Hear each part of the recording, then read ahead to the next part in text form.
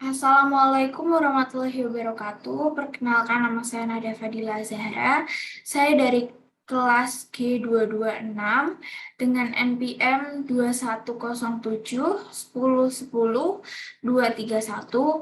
Di sini saya akan mempresentasikan paper saya yang bertemakan pendidikan multikultural. Ya, dimulai dari latar belakang, di Indonesia merupakan negara dengan 13.000 pulau, 250 juta jiwa, 300 suku, 200 bahasa, 6 agama, dan kepercayaan yang banyak. Pada Reformasi 1998, pada Orde Baru yang membuahkan hasil, masyarakat multikultural Indonesia atau kemajemukan di Indonesia memberikan dampak yang beragam. Masyarakat Indonesia dari berbagai lapisan dan berbagai kalangan atau kelas mulai menyadari adanya kepentingan dalam menjaga harmonisasi antar manusia di Negara Kesatuan Republik Indonesia atau NKRI. Hal ini merupakan pemicu pentingnya pendidikan multikultural saat ini. Menurut di Hartono yang dikutip pada 2003, pendidikan multikultural merupakan pendidikan yang menghargai keberagaman, sehingga nanti perbedaan itu tidak menjadi sumber konflik dan perpecahan. Sikap saling toleransi adalah hal yang nantinya akan menjadikan keberagaman yang dinamis, kekayaan budaya yang menjadi jati diri bangsa yang wajib ditanam. Munculnya pendidikan multikulturalisme di dunia dimulai dari Amerika dan negara-negara Eropa Barat pada tahun 1960-an oleh gerakan yang menuntut diperhatikannya hak-hak sipil. Pada saat itu, ras-ras kulit putih yang merupakan mayoritas dan bertempat duduk di sana menempatkan penduduk kulit berwarna hitam menjadi minoritas, sebagai minoritas. Pada saat itu kemudian dibuatlah pendidikan multikulturalisme yang bertujuan utama untuk mengurangi praktik diskriminasi di tempat publik, di rumah, di tempat kerja, dan di lembaga-lembaga pendidikan yang dilakukan oleh kelompok mayoritas terhadap kelompok minoritas. Sedangkan di Indonesia sendiri, pendidikan multikulturalisme akhirnya sah atau ada pada tahun 2002 bersamaan dengan digulirnya reformasi tahun 1998 dan pemberlakuan otonomi daerah dimulai pada tahun 1999. Tujuan pendidikan multikulturalisme merupakan agar terciptanya persamaan dengan tanpa perbedaan. Perbedaan ini harus disamaratakan di dalam mendapatkan pendidikan salah satunya. Pendidikan multikultural sendiri memiliki jalan yang panjang untuk akhirnya dapat terlaksana baik di seluruh dunia maupun di Indonesia sendiri. Hal ini dikarenakan perkembangan dunia pendidikan tidak bisa dilepaskan dari konteks sosial, ekonomi, politik, dan juga sejarah suatu bangsa. Pendidikan multikultural memiliki banyak tanggung jawab dalam menghadapi berbagai perbedaan dan mencegah terjadinya disharmonisasi dan berbagai dampak buruk lainnya. Pendidikan multikulturalisme dimaksimalkan dalam menanamkan sikap dan etika masyarakat dalam menyikapi perbedaan sejak di bangku sekolah.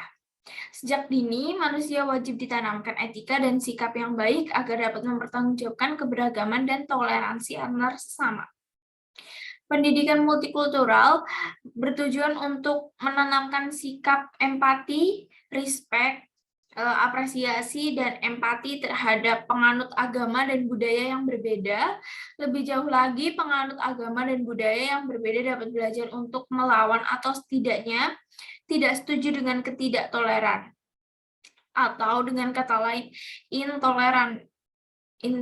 intolerable. Seperti inkusisi atau pengadilan negara atas sah tidaknya teologi atau ideologi. Perang agama diskriminasi dan hegemoni budaya di tengah kultur monolitik dan uniformalitas budaya. Pendidikan ini merupakan usaha terencana guna mewujudkan karakter masyarakat yang baik di dalam kehidupan sosial yang majemuk dan berkembang sebagai masyarakat yang cerdas dalam menyikapi masalah keberagaman. Konsep pendidikan multikultural sendiri dapat diajarkan dari siapa saja kepada siapa saja, baik di dalam sekolah oleh guru, di dalam rumah oleh orang tua, maupun di dalam lingkungan masyarakat. Apabila seorang individu memiliki bekal pendidikan multikultural yang baik dan benar, maka individu tersebut akan tumbuh menjadi orang yang dapat menghormati hak dan kewajiban sesamanya.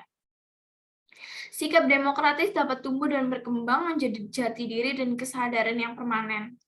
Sikap seperti ini dapat memperkokoh interkultural individu yang kemudian dapat menekan angka diskriminalitas maupun rasisme.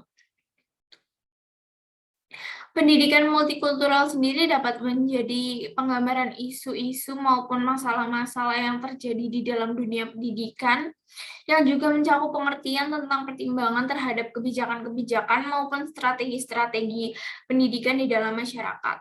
Di dalam hal ini, berarti pendidikan multikultural wajib mencakup nilai-nilai toleransi, tema-tema tentang perbedaan etnokultural dan agama, bahaya diskriminasi, penyelesaian konflik dan mediasi, HAM, demokrasi dan pluralitas, multikulturalisme, kemanusiaan universal, dan nilai penting lainnya yang relevan. Diharapkan dengan kesadaran dan kepekaan terhadap kenyataan kemajemukan pluralitas bangsa, baik dalam etnis, agama, budaya, hingga orientasi politik yang akan bisa mereduksi berbagai potensi yang dapat memicu konflik sosial di belakang hari. Proses pendidikan multikultural diharapkan membantu para siswa dalam mengembangkan proses identifikasi atau pengenalan anak didik terhadap budaya, suku bangsa, dan masyarakat global. Pengenalan kebudayaan artinya anak dikenalkan dengan berbagai jenis tempat ibadah, lembaga kemasyarakatan, maupun sekolah. Pengenalan suku bangsa artinya anak dilatih untuk bisa hidup sesuai kemampuan dan berperan positif sebagai salah seorang warga dari masyarakatnya. Sementara lewat pengenalan secara global, diharapkan siswa memiliki sebuah pemahaman tentang bagaimana mereka bisa mengambil peran dalam peraturan kehidupan global yang dihadapi. Berikut ini merupakan prinsip-prinsip multikulturalisme yang mana di dalam implementasinya, paradigma pendidikan multikultural dituntut untuk berpegang pada prinsip-prinsip. Yang pertama adalah pendidikan multikultural harus menawarkan berbagai ragam kurikulum yang mempresentasikan pandangan dan perspektif dari banyak orang. Kemudian selanjutnya yang kedua, pendidikan multikultural harus didasarkan pada asumsi bahwa tidak ada penafsiran tunggal terhadap kebenaran sejarah. Yang ketiga, kurikulum dicapai sesuai dengan penekanan analisis komparatif dengan sudut pandang kebudayaan yang berbeda-beda. Pendidikan multikultural harus mendukung prinsip-prinsip pokok di dalam memberantas pandangan klise tentang ras, budaya, maupun agama.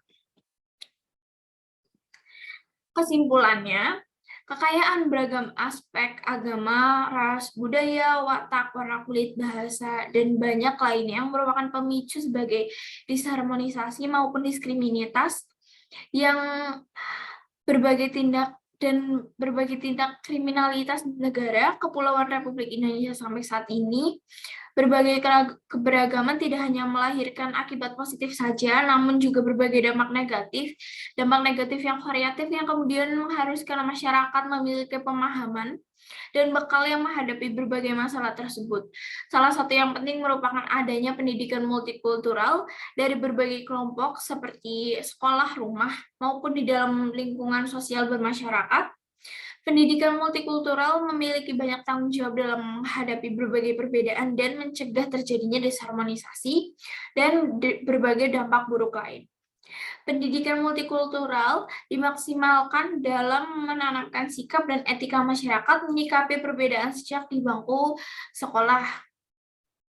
Sejak dini manusia diwajibkan untuk menanamkan etika dan sikap yang baik agar dapat mempertanggungjawabkan keberagaman dan toleransi antar sesama yang kemudian dapat memperkokoh interkultural individu yang kemudian dapat menekan angka diskriminalitas maupun rasisme. Ya, sekian presentasi dari saya. Apabila ada salah mohon dimaafkan. Sekian, wassalamualaikum warahmatullahi wabarakatuh.